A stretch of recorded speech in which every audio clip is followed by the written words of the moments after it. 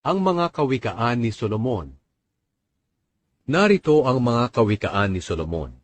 Ang anak na marunong ay ligaya ng magulang, ngunit ang anak na hangal ay nagbibigay ng kalungkutan.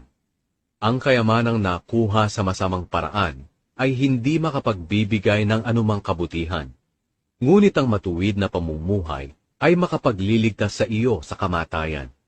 Hindi hinahayaan ng Panginoon na magutom ang mga matuwid, ngunit ipinagkakait naman niya ang hangad ng mga masama. Nagpapahirap ang katamaran, ngunit ang kasipagan ay nagpapayaman. Ang nag-iimbak ng pagkain kapag anihan ay anak na marunong, ngunit ang anak na laging tulog kapag anihan ay kahiya-hiya. Ang taong matuwid ay pinagpapala.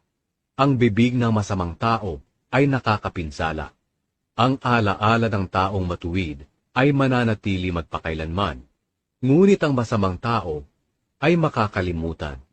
Sumusunod sa mga utos ang taong marunong, ngunit ang nagsasalita ng kamangmangan ay mawawasak. May kapayapaan ang taong namumuhay ng matuwid, ngunit ang masama ang pamumuhay ay malalantad.